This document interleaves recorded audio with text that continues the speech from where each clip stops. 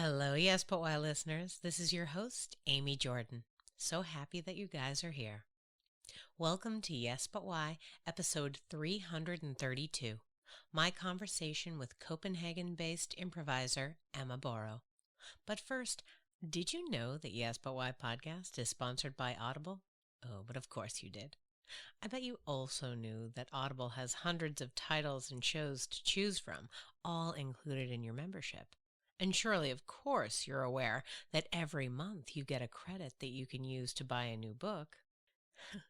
You're right. Audible is the best. So do it. Go now to audibletrial.com/yesbutwhy to get your account today. And now let me introduce you to my guest on this week's show. This week on Yes But Why, I chatted with playful and adventurous Emma Borrow. Listen in as we bonded over working in hospitality and building performance arts communities. I now present to you Yes But Why, episode 332. Emma Borrow is sprinkling her improv magic on the world. Enjoy!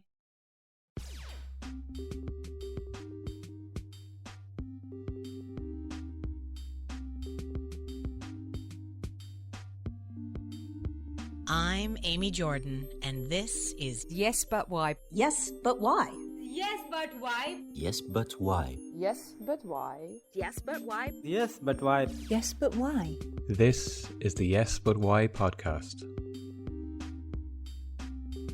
So my first question to you is about your childhood. What was the way that you played games when you were a kid? So I have three much older sisters.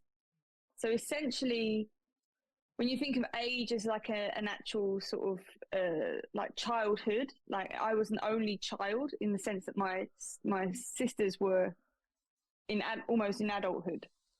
So I was very much creating my own world a lot. But I was also around a lot of adults. So I think I was quite imaginative and articulate and given a lot of attention, I think, as a child. Sure. From adults. How much older were your sisters? So my eldest sister is 16 years older than me. Wow. The next is 14 years older than me. And the next is 9.5 years older than me. Wow. Yeah, that's a big jump. That's a big jump for them. Yeah. Oh, so you had cool older sisters for a long time. Yeah. I mean, I don't know if they were cool to you. It somoved cool. Yeah. I didn't But have them, so. But in that sense, I think they moved out when I was sort of around, I don't know, about 7 or 8, something like this. And then the one closest in age to me probably moved out when I was in my sort of early teens. So I didn't really have, I remember being a little bit envious of my friends who had siblings that were just 2 years, 2 or 3 years, 5 years between them. They'd go on a vacation or they'd go somewhere, they'd always have a friend. But I didn't have that. So I sort of made my own. I had imaginary friends. Yeah. Yeah, I had 3 imaginary friends. Great. One was called Jenny, Sasha, and Carb. Don't ask me where Carb came. I have no idea where the name Carb came from, but I can remember them vividly. Wow. And if I did anything naughty, Carb would always get the blame. Oh, she didn't. I see. I was going to ask what were their different traits, but yeah, the troublemaker was Cobb. I like it. Yeah. And Jenny was like the best friend. I'm not sure. I think Sasha was kind of like, I don't know. I think she was kind of a sidekick sort of thing. Maybe a bit of a third wheel to me and Jenny. I don't know. Interesting. Yeah. No, because like my child, he has one imaginary friend who he often explains things to. Like where, so like he's the authority, my child is the authority, and this other person, like he'll be like, oh, hey, listen, don't worry about this. This is what's happening. Like it's like he's always reassuring this other person. And I've heard him before, and he'll like explain how something works as a means to like, hey, don't worry. This, I know it seems scary, but what it really is this thing. And I'm like, oh, interesting. So I just wondered from that point of view, like, were any of them, do you feel like any of those three imaginary friends were people you were the leader of? The like, listen, I'll tell you guys. I think maybe all three of them in a way. Yeah. But yeah, I think, for example, the one that I would blame things on, I would then maybe talk down. Yeah. Or like admonish them. Like you're like, Cobb, what are you doing? Yeah, my kid, he's been saying bad words. And then he goes, hold on, let me yell at my mouth. And he'll go, listen, mouth, enough. Stop it with the bad words. And he like says it to his mouth as if like that's an independent situation, you know? And I'm like, okay, I guess if you got to yell at mouth, get him, tell him. What are you doing, Why not? Yeah, no, the reason why I asked is that, like, you talked about, like, your sisters were so much older that you felt like sort of an only child, and my child is definitely an only child, and, like, you know, when you have older siblings, like, I'm the oldest, so I always feel, I don't know, like, I always feel like the older sibling to everyone. Like, I feel like I'm, you know, in charge, and I give people advice, and I look out for people. Whereas I wonder, when you're the youngest sibling, like, is it more like somebody else will take care of that? Or did you like put that into your imaginary friends where you're like, I might not be in charge of these ladies, but I'm in charge of you three? Yeah, I think it was definitely a sense of, I've always liked to be in control of things. I think I'm very much I think it's always been this kind of sense of responsibility over things that don't necessarily I don't need to be responsible for. And even in my adult years, I can very much relate to that. Yeah. And I remember being actually, the interactions I had with real life children was like, it was very much wanting to organize and gather and, you know, arrange the game or arrange the make believe if we were playing. Like, oh, you'll be this and I'll be this, and, you know, you're playing this character. Was very much and then I would create the world in like I guess like a kind of elementary school, primary school game master. Yeah. In that sense, yeah. Did they listen, or did you get a lot of pushback from the real life children? I think a lot of the time they did listen, because obviously I would surround myself with people that also were thinking the same as me, but then would kind of, I remember it being like, feeling like I sort of was a setup to a lot of the worlds, but then other people would contribute to it. Yeah. Yeah. But yeah. Now, I often wonder about those kinds of things. I had a similar, like, I don't know that I was the person in charge of it necessarily, but I remember there being like a group of 4 or 5 kids who would get together, and I don't know if this was always the case, but I feel like we reenacted movies and television shows. So we'd have all watched some episode the night before of whatever it was, 90210 or whatnot, aging myself. And then we'd come into school and be like, yes, let's reenact that. And we'd like go and reenact the show. So it was like, but I don't remember being in charge of it, just sort of like in the group. I feel like there were other people who were often like, you've got to do this. I was like, in my head, probably thinking like, no, I won't, but I would nod. Yeah. Oh yeah. Yeah, I'll do that. Yeah. Let me do that right away. Like, I'm not listening to that guy. What am I doing? Yeah. I can definitely relate to the TV show. I remember I had a friend where we'd we'd act out the X-Files, the X-Files, Yes. and we call ourselves Moldy and Scabby. Dude, that's the best. Why isn't that a show? We were like the worst version of Moldy and Scabby. And we're like going down the end of my garden, just like in the mud and stuff, like pretending we were on the X-Files. Yeah. No, the sci-fi shows are the best because they have the big characters that you can do.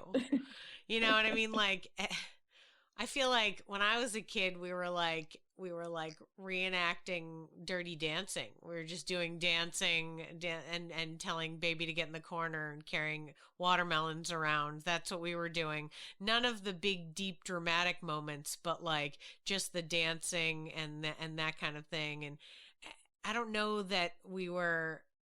I don't know that I watched much sci-fi until I got older, but man, those would have been much meatier and better characters. Like, why not be the alien that pops up, or whatever it might be?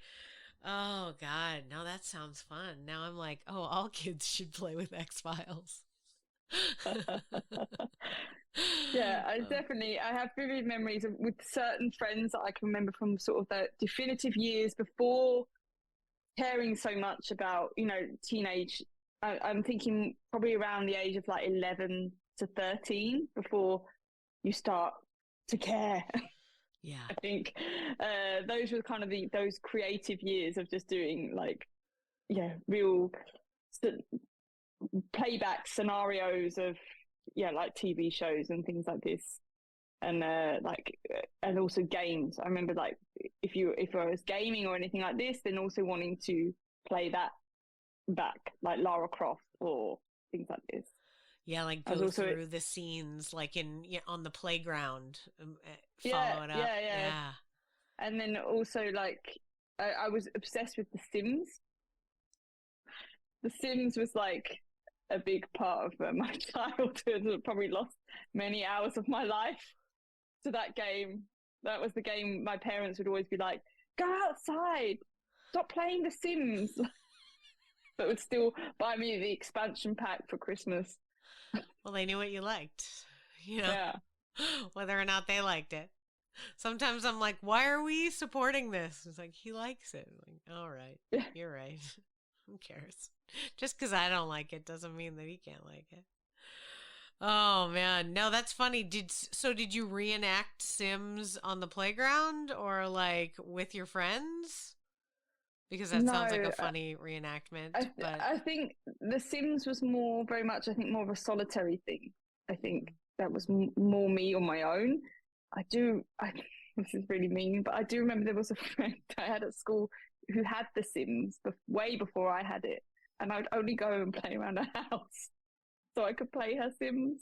I mean, didn't we all do something like that? For sure. I mean. And then she'd just sit next to me and just watch me play her Sims until I got my own, and then I just stopped playing with her. The fickle mindset of a child. Yes. Oh my God. I hope she's not a listener. We're very sorry about that. They never spoke again. That was it. She got her own. And then their parents kept buying her the expansion package. They never spoke again. They never spoke again.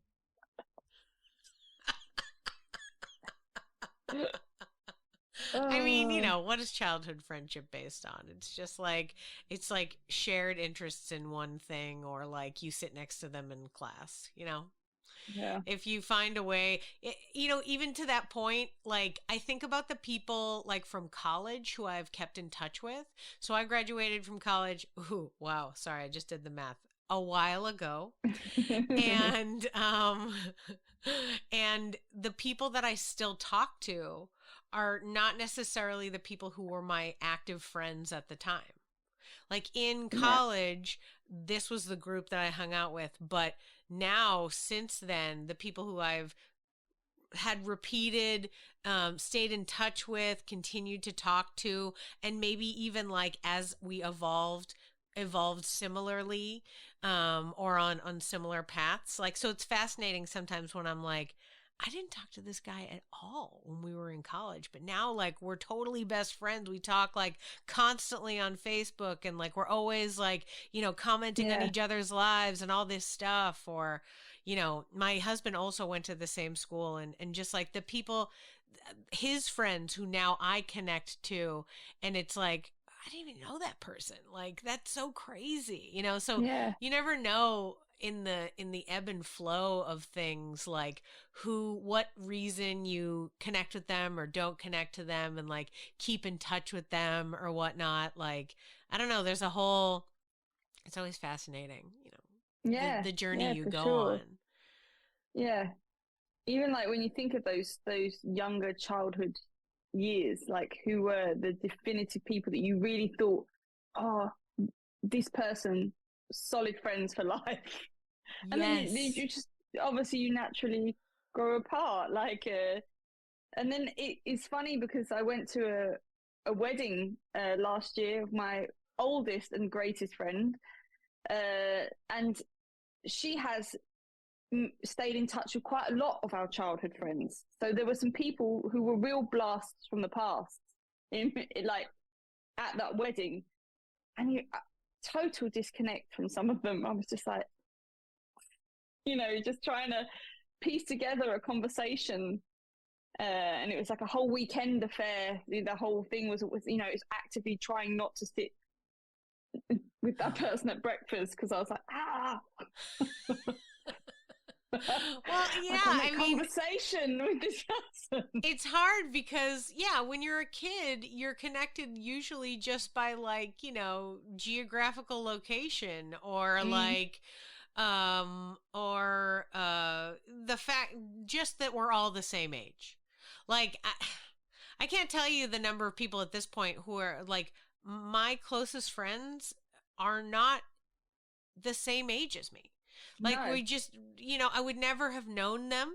Some of them are way younger than me, and I'm like, this person was a baby when I was in college. Like, but we're close now because like we're adults doing similar things. Like, it's just like where you're at and like how it gets connected, and then like whatever journey they went on, like maybe it just doesn't, like their perspective is not something that you get, so you're from where you started now. So now you didn't grow up in Copenhagen, right? You grew up far away from there. How did like what adventurous part of your spirit gets you to move to Copenhagen?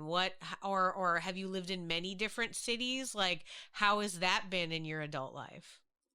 Yeah, I mean, I went to university when I was like 18, and that felt like a huge leap to me because I'm from the UK. I'm from Essex, originally in England, and I went to university in Wales, which is about a 4-hour drive from where I had grown up. So I felt like that was a big leap. That felt like another country is another country. Apologies to anyone who is Welsh, because I completely understand why they wouldn't associate themselves as being British. But it felt like a very, I don't know, taking the leap kind of thing, to really make sure I'm far enough away from my family that I don't have the inkling to come back every weekend. Because a lot of my friends would do that. If they lived near the university I went to, they would just go home on the weekends, stay around the university during the week. And I was like, no, I need a submersive experience. Yeah. Like vacations only, with the time when you go back. So I did that. And then I moved back a few years, like 5 years after, moved back with the parents. Like the economy and everything else was just not sustainable.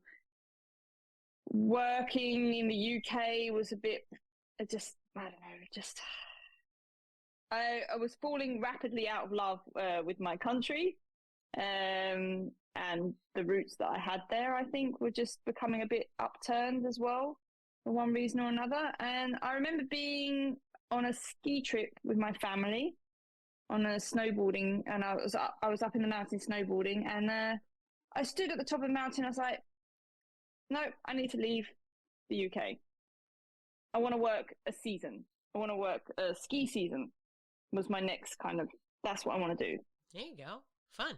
And yeah, and so that was like, I can't remember what year that was in, but it was in the February of that year. And then by the October of the same year, I was ready to move and work a ski season abroad with the intention of going to Austria. But I ended up in Finland because there was a bit of a curveball situation, and I ended up in Finland working in Santa's Lapland holiday resort. Yeah, you did. Yeah, you did. Wow. Is this a year-round affair, or is this just during the holiday season? It's just during the holiday season. So great. After you're gonna get your foot in the door, you know. This sort of like snowy scene. Why not? Yeah, get up in there. Absolutely. That was an experience and a half. So that was a very short season, but then afterwards they posted me off to Austria. So I did a short you did it. like holiday season in Lapland in Finland, and then went to Austria. Then I worked the summer in Austria, and then I went back to Finland again the following year. And I kind of continued like this for a few years, working in a few different places, always for kind of these like package tour trips, you know, like, so they were British companies, but you were posted abroad to work with the Brits who were coming on holiday, picking them up in a coach, doing a spiel on the microphone, you know, oh yes, and welcome to blah blah blah, you know. Was it like one single travel agency that you worked for, or one single like resort company, or did you just like bounce from job to job in the same industry? It was in the same industry and a couple of different tour operators, and but it's not a good industry to work in. If I thought that it wasn't sustainable to live in the UK, to work as a tour operator is probably the worst. You're commission based. Sure. They basically, the fact that you're living abroad under their care as such is almost like a payment in itself, that they've sort of provide you with accommodation, or so then the pay you actually get is definitely nothing you would ever be able to sustain yourself for a long period of time on. Right. So they run it like almost like a camp or an internship, where it's like, yes, well, we gave you a place to live and food, so you only get a stipend. And it's like, yeah, this is not enough to do anything at all. Like, I can't even pay for parking. What's happening? Yeah. It's kind of like a springboard, I guess, to of a way of exploring some of Europe. That's kind of how I used it. Or how they sold it, for sure. Yeah, exactly. Yeah. But it's definitely unforgiving. And, you know, people that have paid a lot of money for a holiday really do know how to let rip if things don't go to plan. And you are essentially the pincushion for that. Always blows my mind. I worked in a lot of hospitality as well. I worked in hotels for many years, and it always blows my mind that hotel employees and hospitality workers and service workers aren't the highest paid people, because they are receiving a significant amount of abuse. Like, I was always being yelled at. I worked at front desks of hotels all over, and people were just constantly yelling at me. I'm just good at being yelled at, in that scenario. But I was also like, this doesn't seem fun. I don't love this, you know. The beauty of a hotel, though, is that they can leave. They leave. And you're still there, right? But like, if you're on tour with someone and like they don't like you, they still don't like you the whole tour, and you're not apart from them. That's rough. That's rough. Yeah. Yep, and especially if there's families involved with, they paid a lot of money to come and see Santa Claus. Oh my God, the Santa Claus like angle is so much more intense too, because it's like so heightened and like, oh man, oh wow. Oh, how many years were you doing this? How many years was this your path? When I started doing this in 2013, and I did my last season in 2016. Okay, so it was like 3 years. It wasn't like a massive amount of time, but I went to quite a few places during that because each season is like 6 months, I'd say about 5 months. And that's the other thing, you're never contracted to work. You have to get a new contract every time. So you have no job stability, right? So it's a very draining process. Yeah. And it's like freelance on steroids. Yeah, for sure. And then one of the seasons I did work was in Turkey. Cool. And when I was working there, we had a quite a different experience because we were working in a big resort, big all-inclusive resort. And I was working very closely alongside Scandinavian tour guides and resort reps, the same as what I was doing. So I was in very close contact with like Swedish, Norwegian, Danish, and some Finnish colleagues, and we were all working very, very closely with each other. Whereas in all the other experiences I'd had, you were just with British people. So this probably didn't help my love for my country or my fellow country people at all, working.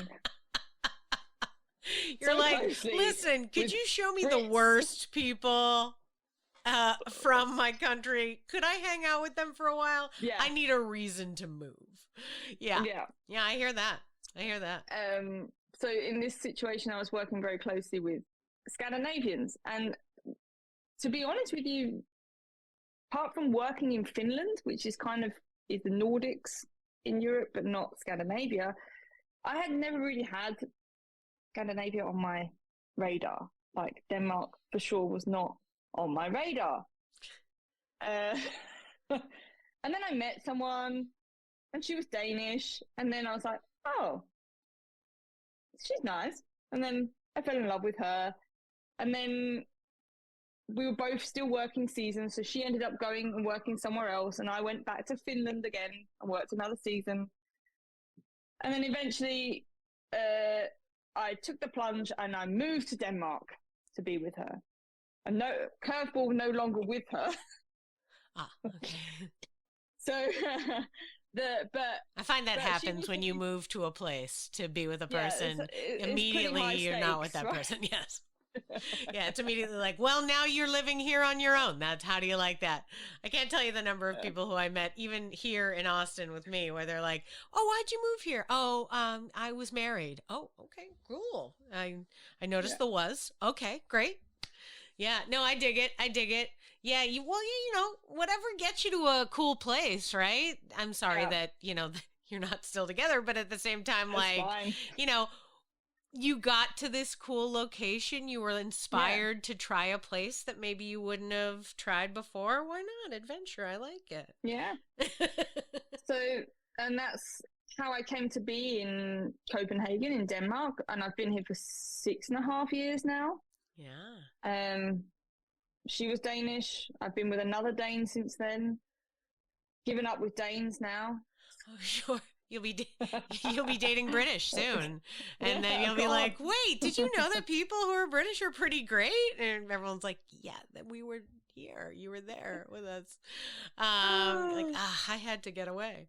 You know what, though? There's something to honestly, even no matter you know, who you're dating or hanging around with, the idea of a person who has a similar mindset to you and a person who's going to travel, who's going to move, who's going to like be in a different place than they grew up. There's some, like I said, there's adventure there. There's like an openness. There's a like, I want to see what the world has in store. And, you know, sometimes you meet people, they grew up in a town, they stayed in that town, they never left that town. That's it. And you're like, yeah, I can't do that. I can't like this person's brain just doesn't have the,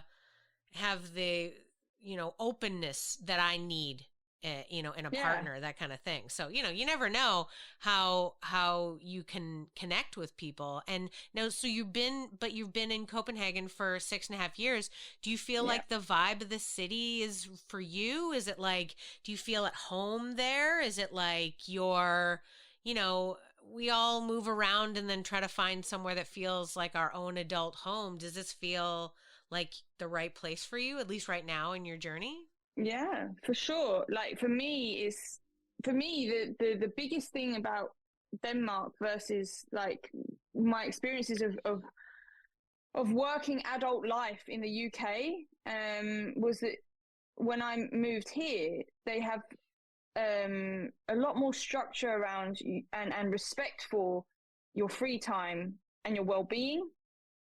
So this is only since I've lived in Denmark have I been able to even tap into anything creative. Like I just didn't have the time in the types of jobs I was doing when I worked in the UK. I mean, maybe I was a little bit more creatively minded and performance based during my university years, but once you get into the working life, depending on what sort of career you choose, and I went down a hospitality route or retail, things like this, like you sold your soul to the weekends, to the evenings, you didn't have space to work towards something, to get your you know, your teeth into it and really try hard and find something that you genuinely have a passion for. I just felt like this wasn't space. So since I've lived in Denmark, my life has just flourished in the sense of being able to just do things outside of a working life. And that for me is like the fact that I've managed to do that here is giving me like an unconditional love for the place. Yeah, absolutely. Now, the idea of that is amazing. You're so right that once you get, you know, out of university and you're working and you have to pay the bills and take care of yourself, the weight of it can be so much that, like, you know, you're just trying to get some sleep in the evenings and the weekends. Never mind also develop some sort of creative skill, or even worse, find friends. Like, that's like, when was I going to do that? Like, no way. Yeah, that can be a tough slog. Now, do you think, I don't know about the culture in Denmark such that, like, as you're saying, they're very supportive of your free time. How does that manifest? I'm in the U.S. where they make you feel bad if you're not working. And if you haven't found a way to turn your creative interest into a way for you to make money, well, you're just not doing it right. So I don't understand what that means. So what is it that you're experiencing in Denmark that like gives you this freedom, that, or you feel like everyone respects each other's private personal time to have creative endeavors? How does that manifest for you? Well, it's even as simple as like the employment laws here. For example, you're safeguarded to the extent that you know the maximum 37-hour working week, every other weekend off. There's a lot of union support here as well. Like, so there's some frameworks that allow you to ensure that you can have free time to work. You're encouraged to actually have hobbies. You know, it's like the access to things is very easy. So in that sense, I think it's this idea of just having a model already in place that you don't have to fight for is quite big. And especially when you work in an industry like hospitality, which I still do, which I mean, I would have expected that I would just have to work every weekend. But yeah, and it could be evenings, it could be mornings, it could be nights, it could be, you know, and so I never had an idea in my head that I would ever be able to be doing theatre or making, performing in shows on an evening. That was just never even in my radar when I was living in the UK or when I was working abroad. Yeah. I used to have like one day off a week when I was working abroad in other countries. And that one day off would just be like a Monday or a Tuesday or some day when there's nothing else going on. So no good reason for you to be on tour duty. Nobody does this on Mondays. Mondays when people fly. You're like, yeah. Okay, I guess I'll wait for the next crowd. Oh my goodness. Yeah, I can see how getting involved in the tour company and hospitality is very creative adjacent. And I say that from my own perspective as well. It feels like performing for small audiences. Like especially if you're the tour guide with the microphone, you've got a show, right? And then if I loved working at the front desk because in my mind, it was almost like stand-up comedy. I just one by one, people would come up. I'd entertain them for 2 seconds. They'd leave happy. And then, and then me and that person who I will see again 4 or 5 times while they still stay at the hotel, we've got like a joke now. Now I can keep bringing it up. Some little thing where they come over and they're like the fish. And I'm like, right? Whatever it might be. And we have a little joke and that helps them deal with me, or that makes them want to come ask me a question. And I'm always like, yes, let's talk more. I like an audience that likes me, I always felt like my hospitality jobs, I loved working in hotels for that reason. It was like tiny little shows all the time. But in your tour situation, I totally get the one day off. Now's the time for me to sleep. Kind of what'd you do on your day off? I slept 16 hours because I haven't. Yes. And did my washing. Yeah. I made sure I took a shower and I hadn't done that in a while. Whatever it was, you know what I mean? There's so much to the busyness of that. Yeah, because when I wasn't working in hotels, I was doing theater shows. I'd go on tours as a stage manager or an assistant lighting person. And I'd just be like, okay, now we're loading it into the truck. Okay, let's take this truck to another city. When you arrive, you're unloading it in a new theater. Okay, great. Let's keep going. Random hotel after random hotel where they're like, great, you have 5 hours and then we have a show tonight. Oh, okay, cool. Yeah, I mean, I get it. That it feels I feel like that's also something that poor 20-somethings get themselves involved in because they're just trying to get involved with fun stuff. And it is fun. I mean, it's great. And when you have the ability to not sleep, go for it, great. When you can drink all night and then wake up at 7 a.m. and still be fresh as a daisy, enjoy that. That's a good time. But yeah, then you get older and you're like, I would like some work-life balance if I could find it. I don't know where that might be. But I'm glad that it's baked into the culture of where you're at so that you feel more comfortable. What got you into it? You clearly were living there for a little while. Somebody was like, hey, do you have a hobby? And you're like, I don't. What should I do? How did you find your hobby? How did you find the crowd where you're at to do theater? Well, for me, it was, I had 18 months when I first moved here where I was actually incredibly lonely, to be honest with you. It was moving here without the framework of when I was going to other countries before this, you were within the framework of a company already. So you already had like a group of people that are all doing the same thing that you're doing all together in one place. It's almost a bit like an education system in that sense. You know, when you go to university, there's a bunch of people. Here we go, meet people. You're all in the same pot. That's what working with the tour companies was like. But then moving here to be with someone who was from the country, it was suddenly like, I got here like, now what do I do? She had her friends. She had her family, which they were very nice, but I didn't really have my own set of humans, my own like tribe in a sense. Like there was, and then I remember seeing on Facebook randomly an advert for an audition for Pride and Prejudice with a local like amateur theatre group called the Copenhagen Theatre Circle.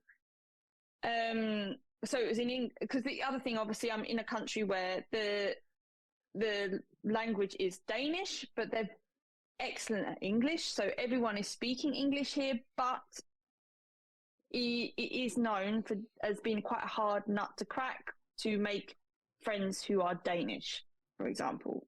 They're very within their circles, and you can still find, and I still find even to this day, experiences of you know, when they want to switch to Danish and not include you, that happens. It can be, there can be a bit of xenophobia and a little bit of a selective inclusion, this kind of thing. They're a bit of a monoculture as well in that sense. They haven't got as much different cultures and colours and religions even here. You know, it's still, I think, growing in its like immigration and just its diversity, I think. So, and I was very aware of that when I moved here, that Danes were very hard to crack. And so I saw this on Facebook, this advert for this audition for Pride and Prejudice from an English-speaking international theatre group. And it's Amdram, you know, it's amateur dramatics. I hadn't done drama, like legitimate drama, since I was 16. But when I was at school, I was really good at it and I loved it. I really, really loved it. But, you know, it was just one of these things of like, once you start getting into the system, you leave the fun stuff from school behind. And, you know, that's not going to pay bills. That's not going to get you anywhere. So you say goodbye to that thing. Yeah. And in a lot of circles, it's uncool. Yeah. You know what I mean? You hang out with people and the idea of doing amateur dramatic, they'd be like, what? Why would you do that? Like right now you're talking about it. I'm like, dude, that sounds like the most fun thing. Like, I want to know about everyone. I want to know how this theater is. Like, yes. But I'm older and clearly sort of fascinated with human beings. Like when you're a teen, when you're like in college and that, there's so much like, oh my God, I'm way cooler than that. So I could totally see this being such a weird, and you're like, should I get involved with it? Maybe I should, maybe. Like, cool. Yeah. I'm glad that you did. So, did you do it? And I didn't tell anyone. I didn't tell a single soul that I was going to this audition. No. It was such a kind of, I don't know, this kind of, the way I internalized it, like, if I don't tell anyone about this, then if I don't get in, it never happened. Totally. Don't have to worry about it. It was just a, you know, flash in the pan moment. Sure. No, it makes sense. I was already like putting stakes in this thing, you know, like I was really I'm an overthinker as well. So I was, really working all the cogs in my head with like, no, don't tell anyone. Don't even say that you're going to the event on Facebook, you know. It's like, don't even click interested. No, someone will know. So, and I turned up to this audition because there was like there was different, you could choose an audition day, right? You sent in an application thing and you chose an audition night or whatever. And so I was like, blimey, it must be quite popular. Like there's different nights you can go to audition for this thing. And I turn up there, and I remember being sitting outside before we all went in, and I was just like, oh my God, what am I doing? Because there was a woman there. I think she was from Scotland or somewhere. And she was just waxing lyrical. Oh, I've been in amateur dramatic groups. And I remember when I played this, it was like a TV show. It was like a comedy. And I was like, what? I'm never going to listen to these people. I dabble, I dabble. Sometimes I do musicals and all this kind of thing. And I was like, and then another person would join and they would also be the same. And I was like, this is really, really strange. There's some seriously big personalities and then I was sort of shutting down. Sure. Well, no, just going to go inside myself now. Just get this over with. You all go into the room. And then, they were asking you to read different parts of the scripts. I remember the guy, he asked you to read the script as part of the script as Uma Thurman in Kill Bill. But it was apart from of Lizzie in Lizzie Bennet in Pride and Prejudice, but with the mindset of Uma Thurman in Kill Bill. And I was like, right. What a weird direction to be given. I guess I'll just read it then. Like an actress. What do I do this? And it was such a strange experience. And then they did some theatre games that I was just like, someone shoot me. It was just I felt so embarrassed and I was so out of my comfort zone. I was like, you used to love this shit. What is wrong with you? Why am I freaking out? And I was just like, and I hate organized fun. And I do. That's your pull quote right there. I hate organized fun. A great interview. A great interview. I hate organized fun, she says. And I feel like that's exactly what improv is, and I bloody love improv now. But at that time, it's very disorganized fun. But that's true. Yeah, it was it's way more crazy. Yeah. Yeah. But I was just like, oh my God. And then they got you to mime something on interact with an object, mime. So you're doing object work, right? This kind of thing. But it's taking notes, going around watching you, and I was like, this is too much. What's happening? And then, I left feeling a very disassociated and a bit why did I just do that? What on earth? And then I ended up getting a part in the play. So then I ended up being Jane Bennett, the eldest of the Bennett sisters. And I did not expect that. And that was in 2017, and the play was in 2018. So it became suddenly I was given 3 nights a week for 3 hours of time to rehearsing this Pride and Prejudice play. And it happened to be one of the best experiences, because we ended up as a cast, even though it was amateur dramatics, we were shit hot. We were really good. And the chemistry, whatever this our director Jens, he put this group of people together that just it was I don't know, the Big Bang. I don't. It's just amazing the way that we came together and gelled was just so good. And I don't think people give enough credit to that skill. The people casting agents or directors that put together a cast where it just fires on all cylinders. Everybody's really inspiring each other and they get along and it goes well.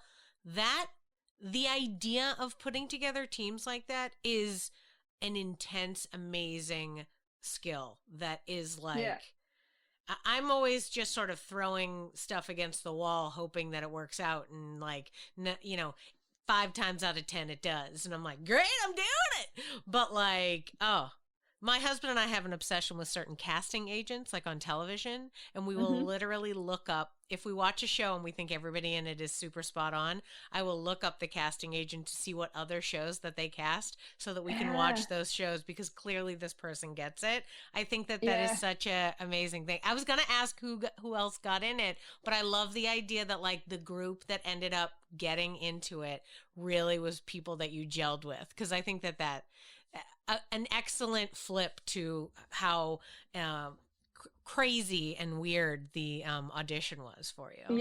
Yeah. And I don't think anyone from my audition actually, other than me, got in. So the others must have been in these other evenings or whatever. But like, it was just this group of people that we just, and you know, at first it was very much like at the rehearsals, I remember, I don't feel like we really came together in such a this kind of ultimate bond way until I would say that they really ramped up like the rehearsals. So things started to get a bit submersive, where it was like spending like every day with each other, and like so like 2 weeks before opening night, and then obviously when the show was on, we did a like a 2 week run of like 10 days and I can't 14 shows or something like this. So it was quite a big thing, and it was then that we all just really just sort of came together in this amazing way. And 3 of the people that were in that show did improv, which I had never done before. And the thing that was that these 3 guys were also incredible at just the whole play became a comedy. Like, I know it kind of is layered in comedy, but it became next level comedy. Like, you never knew what was going to happen when. We stayed on script and everything, but it was just like every night was a total joy, because you just didn't know what was going to happen when, with these improvisers that were involved in it. And like it was kind of it's so hard to describe, but just the joy it brings me just remembering it is like, yeah, it's amazing. And of course then the show finished and it's like this massive void, like you put all your energy for 6 months into this thing and it's like, oh, it's gone. And I was like, huge withdrawal symptoms from this. And I remember just reaching out to one of the guys, being like, "This improv thing, what's that? Should I try that? Should I do a class?" And then that started my improv journey in 2018, summer of 2018.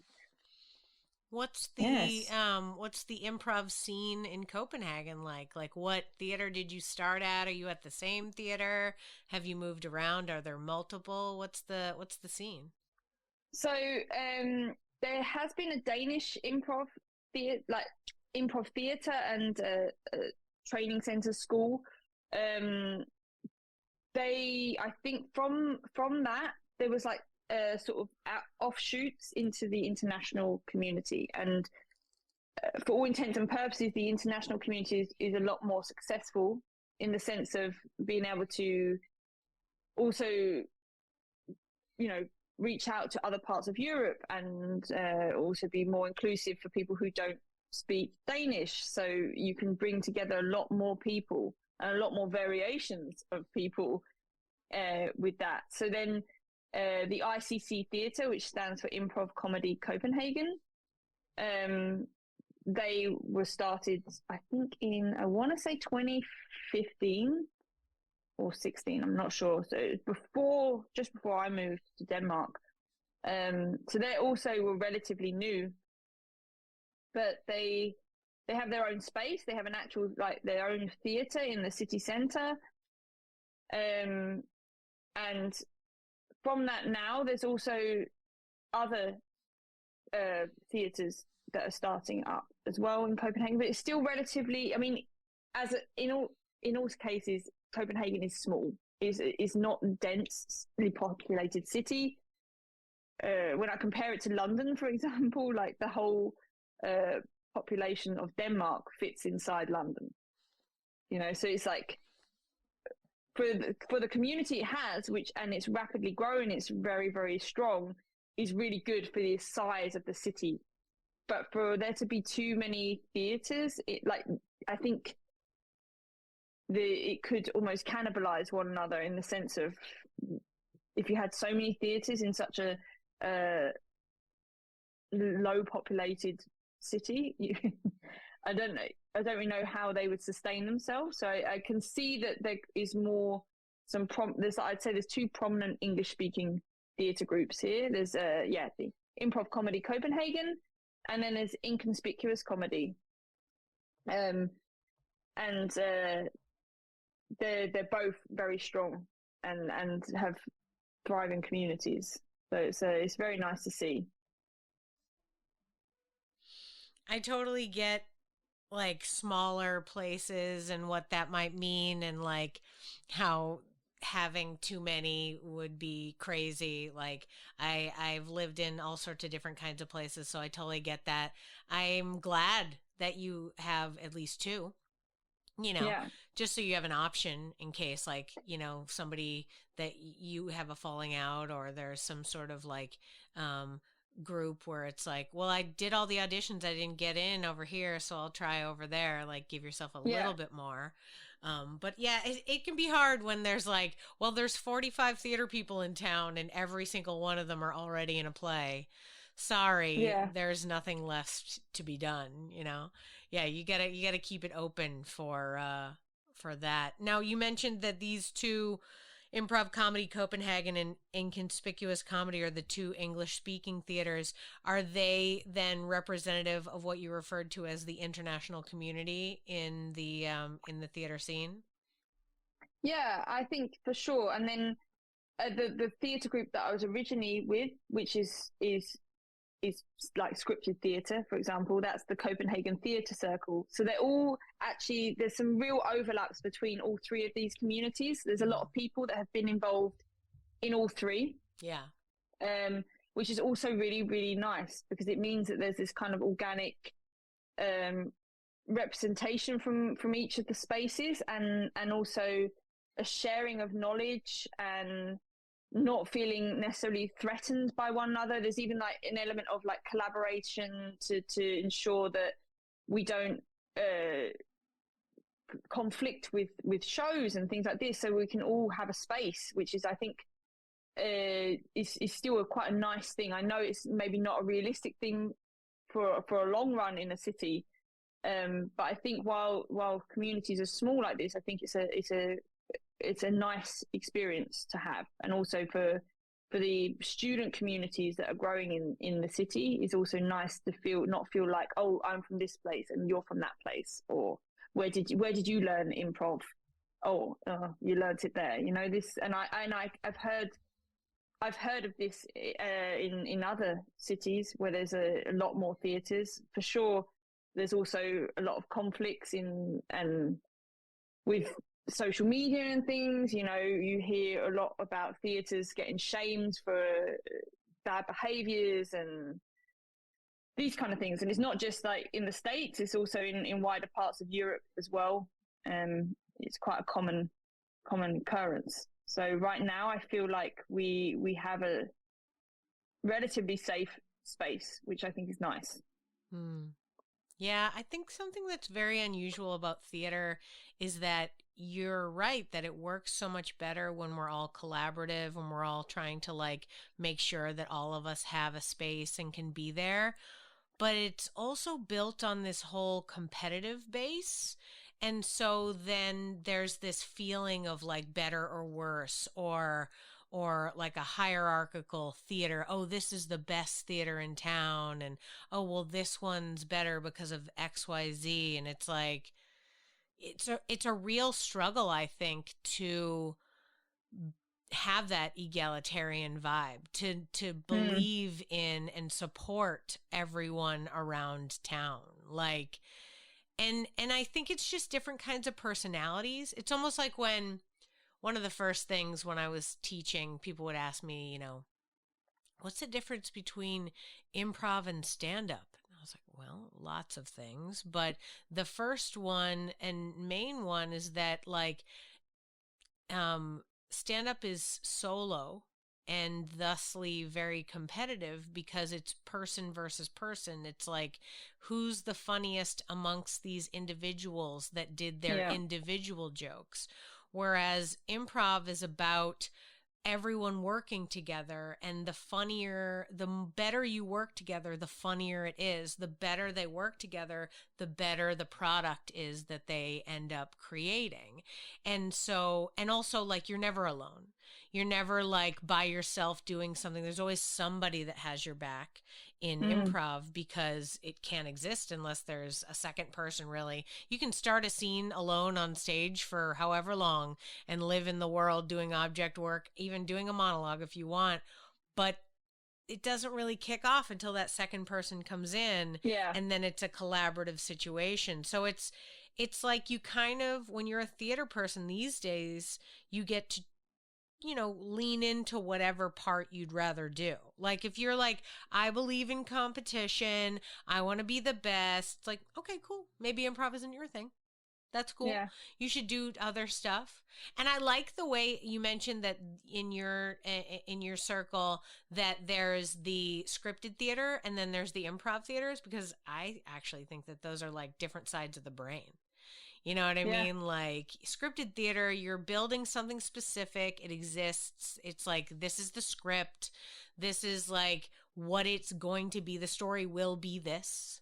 And then, you know, there is freedom within it. And even like when you're saying like, we never knew what was going to happen every night, even though it was a scripted show, that is a beautiful thing, right? That can be so great. Definitely. But with improv, there's like nothing. And that can be both freeing and constrictive at the same time. Like, but it's a different kind of, like, your brain has to process it differently. It has to handle it differently. So I love the idea that some people are doing both, because I think that that's like two sides of the same coin. Like, it makes sense that one helps the other. Yeah. You can build off of both. Yeah.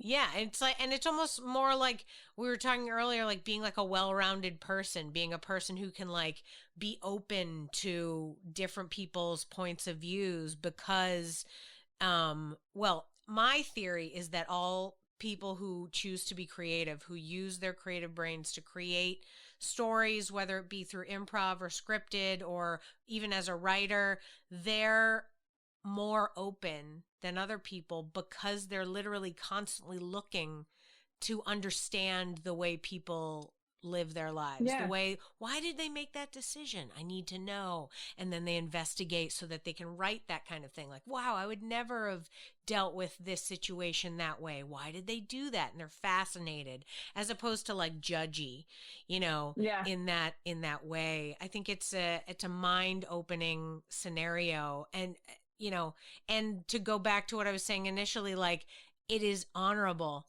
that your community is trying to work together, is trying to be collaborative. I think that that is so hard. I've lived in many different cities and had many different theater scenes, and some of them were super collaborative and some of them were not.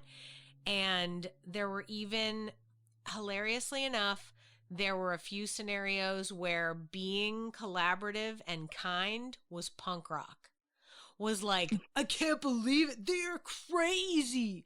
Did you know that at that place? I did an open mic when I was like 25 that was like, at the end of every single set, the host would say judges, and then everyone in the audience would say 10. Like, you got 10 points out of 10. Every person at the end of their set would get a 10, because she was like, we're going to support everybody no matter what they put on stage. They get a 10. Good job, you. Like, and that was punk rock. That was crazy. Oh my God. I would tell people that, and at other theaters and other stuff, and they'd be like, what? They don't really judge you? No, they don't. They don't. Yeah. It's just, you're good. You did it.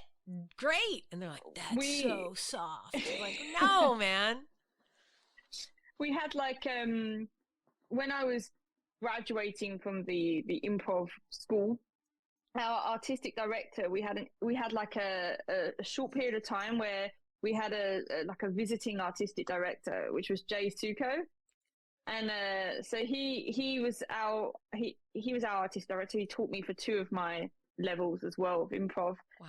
And I think he really helped to turn our space around with his mindset and kind of whip us into shape a little bit and make us realize that how easy it is to go down a non-collaborative path, how easy it is to go down the wrong path in improv and running theatres. And I think it can be such a close call when you've been around for not so long, but long enough to have started to feel like you own a city or you were the first ones here, this kind of mindset. So I think his inspiration and his input really, really helped our theatre and our community. And then I also remember, I distinctly remember him being constantly in awe of how nice our audiences were. Like, he couldn't get over it. He was like, this wouldn't happen in the States. This just wouldn't happen in the States. You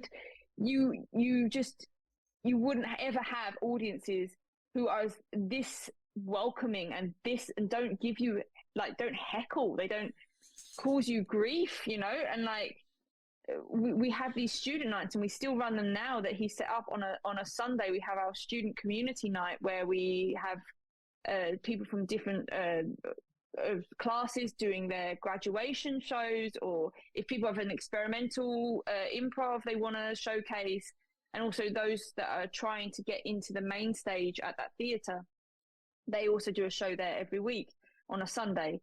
And it is like the most nurturing and like, it's like real warm fuzzy feelings every Sunday. It's the most welcoming, loving audience full of students and also just random people walking past that want to, you know, join them. It's sold out every Sunday, and it's just like a joy. You just feel like anyone could get up there and feel like a superstar, and it's kind of sweet, and I think it's nice. And it really helps to people to feel valued and like listened to and observed in a safe space. But I do remember specifically Jay saying, like, this just wouldn't happen in the States. This is you're so lucky to have this kind of audience, that don't just give you shit. Yeah.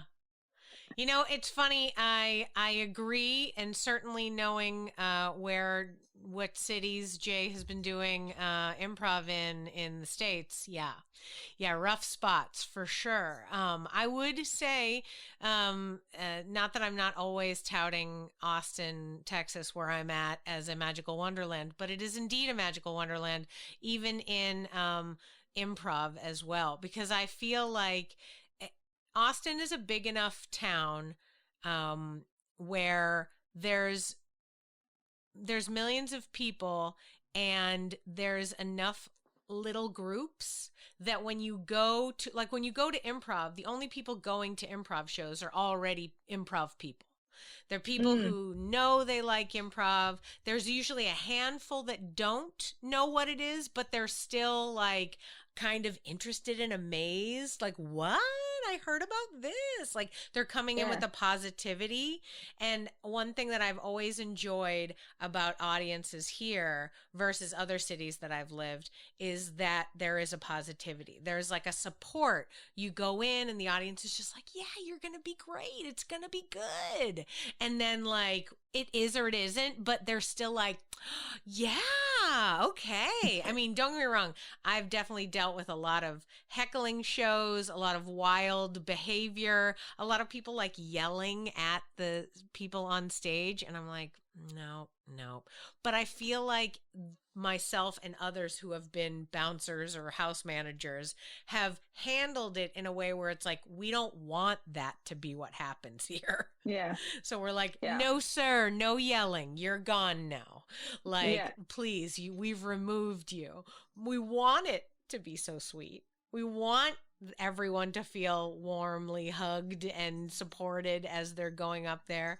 So we try our best. And I feel like, if nothing else, like, Austin has been a good town for that, as far as like most theater shows, most of the improv shows are going to have a very warm reception, which is nice. So both you and Jay should spend more time in Austin. Please come hang out. So for you in your community, you've been doing it there for a number of years. What have you been working on? What is do you have a troupe? Are you doing shows right now? Are you involved in the jams? What's your active involvement right now in your community? Well, I have been performing on the main stage since 2019. And then we also had the bit of a curveball with COVID and everything else. We were very fortunate in Denmark because we never had as stringent lockdowns as other countries. So we were fortunate in some senses, but it did still have a big impact on the community for sure.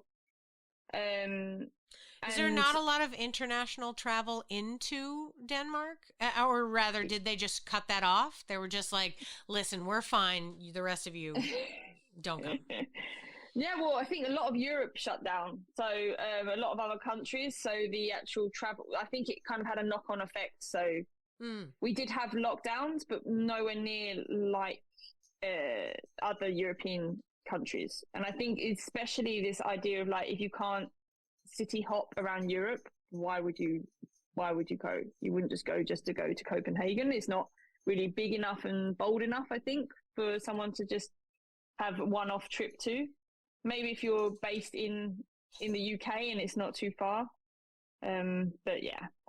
I think for me, I was already in an improv team at that point, and then I also got thrown my own personal life got thrown some curveballs. I unfortunately lost my mother, and that impacted my mental health quite profoundly, and also my improv quite profoundly. So I took a break for a little while to try and sort of get myself together, and then I've sort of gone full force back into improv. I definitely also am very empowered by the community, and for sure, like hosting jams is like one of my favorite things, and also like something I've definitely done out of fear. The fear of people not having a good time in a jam, and wanting to make sure that I safeguard people during a jam is a huge drive for me there. And we also have an international improv festival here. We had our last one in 2021. Yes, October 2021. And we've had a bit of a break now because basically that was a real wild card to pull out of the stops there, because it was still in the cusp of COVID time. So we lost like a lot of the teachers that were meant to be coming over couldn't come over, or some of them got COVID, and there was a logistical nightmare. And afterwards we kind of felt like we needed to just have a break and try and recollect ourselves. The amount of energy and time you put into these, week-long festivals is quite extensive, and you have to try and work out exactly what do you get out of it. What does your community that's left behind in the city, what do they get out of it, versus random people who can just tap into your city and tap into your improv community and then go home again. And like, what is more important? How much energy, time and money you put into people from outside, or do you try and put that energy back into the community that you already have and help them to build them up a little bit? And I think that's kind of where we've gone with at the theatre right now, is to just try and put our energy internally a little bit more than externally, which is, I think, working very nicely. We've got a very thriving improv community right now. There is always the never-ending question of how do you keep people motivated to, after they've graduated out of your improv school. You know, how do you ensure you have space if you keep churning out amazing improvisers, and these people you want them to carry on being inspired and carry on doing improv, but they don't have a stage. That's also, I guess, goes back to the conversation we was having about maybe that is why it's quite good sometimes to have more than one theatre, more than two theatres, having more stages and more space for people that do learn this skill. And I think improv is still quite a new thing, really, in Denmark. And so for more and more people, you don't want to create a bottleneck situation. You don't want to gatekeep improv as a skill. So there's always these kind of questions, I think, and for me, these are the things I kind of thrive on, trying to solve these problems, find solutions, to make sure that we just keep growing and people still feel inspired. Yeah. That's really great that's something that you're interested in, like, helping to develop. You seem very, like, invested in this community, and that's really great for them and for you to have something that can be both creative and problem solving. You know, you're like building a community and trying to help this community, but also like you get your creative yayas as well. And then like you, as you're discussing it, like I can tell that you're like, you care about it, and it's like you're in this community. People are, you're having discussions with people about like, how do we solve this? And there's something really great about being in the thick of it. And being part of the team that's, making these decisions. Like it's a really fascinating thing. I think it also totally ties into your skills that you've been exhibiting forever, like from the tour operator to the like going and working in hospitality, like groups, like you're into groups, like how can I hang out, and even like the theater personality of like, we're going to do a project together and spend a lot of time together for a short period of time, and then we'll all disperse to separate things and have this memory of like, oh, we were so close, and then, find a new group and see how that goes. Like there's something really great about the skill set that you've developed over the years for maintaining communities and keeping people connected and excited, even thinking about the people that went on vacation where they're like having a bad time, and you're like, I'm going to make them have a good time. They're going to have a good time. This is going to be a good tour. Come on. Whether you like it or not. Yeah. Absolutely.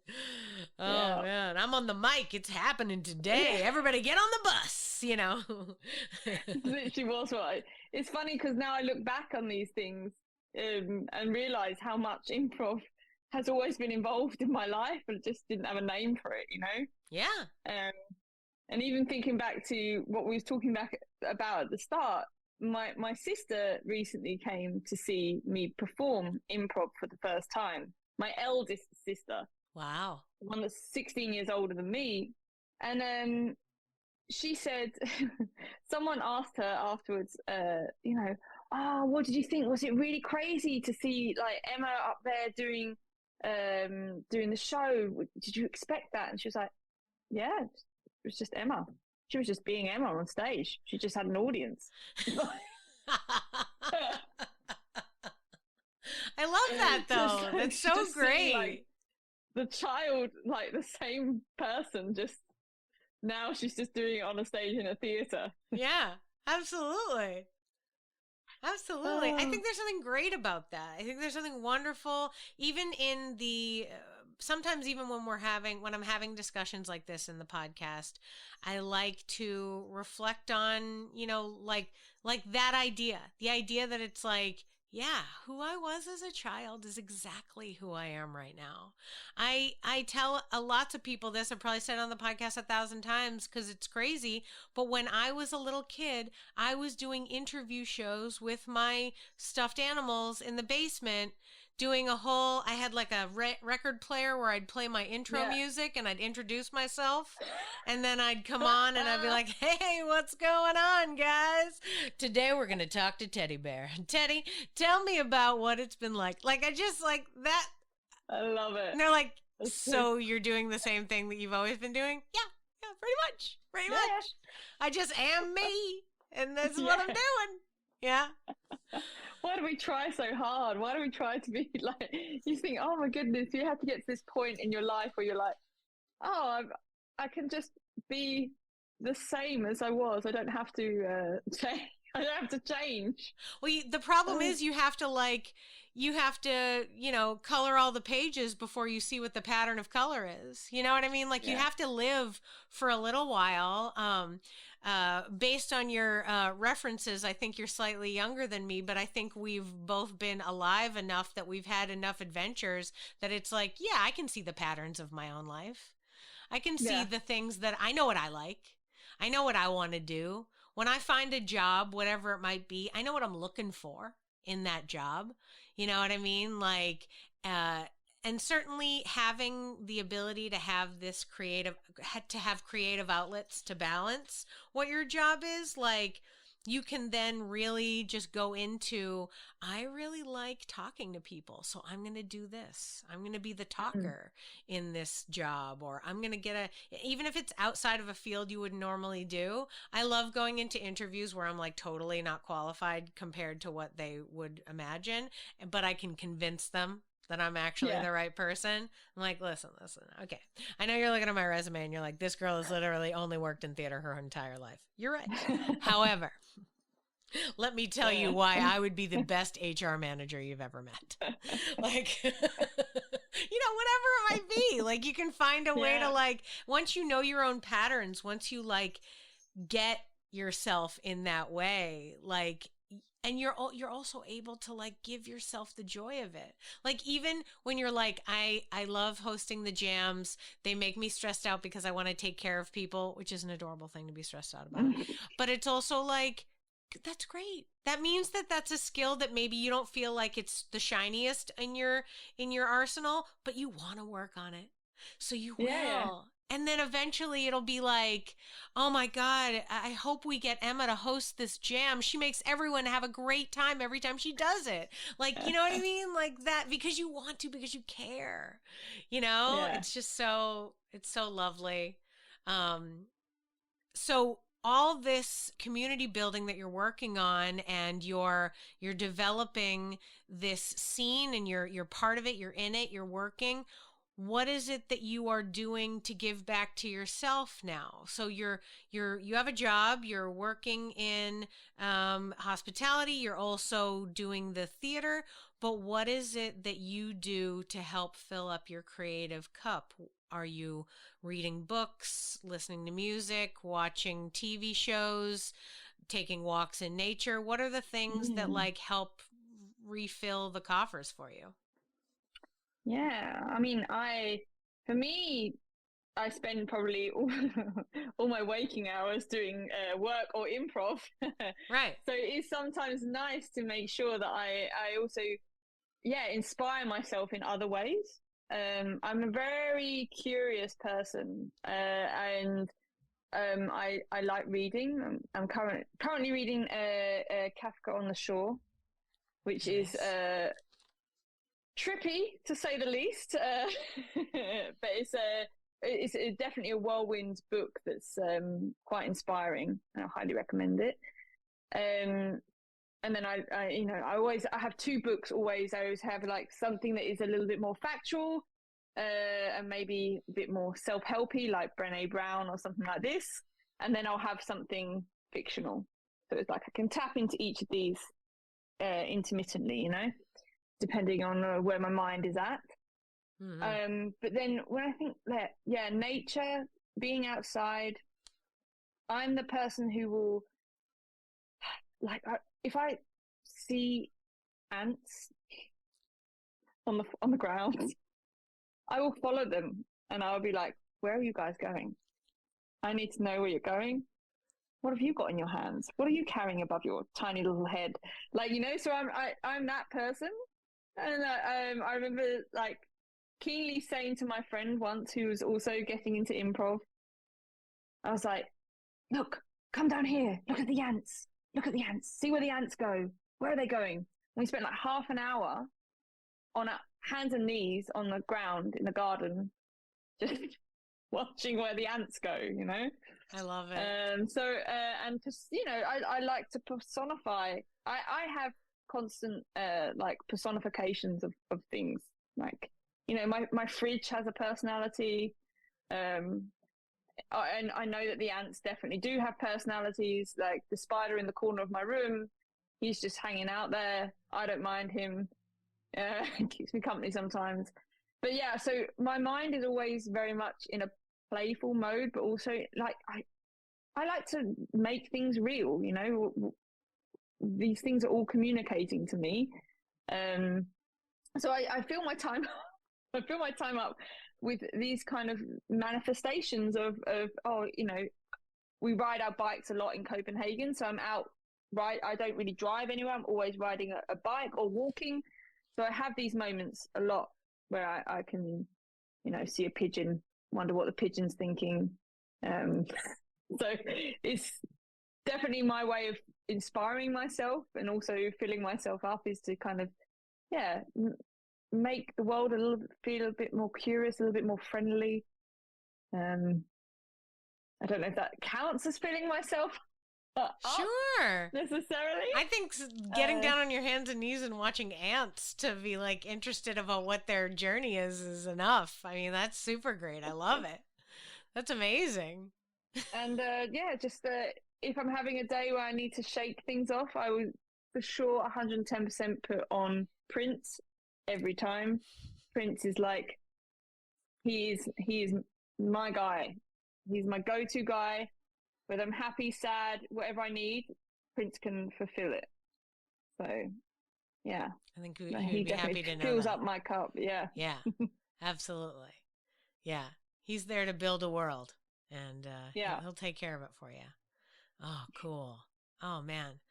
Emma, thank you so much for going down the rabbit holes we've talked today, the discussions. I feel really great about it.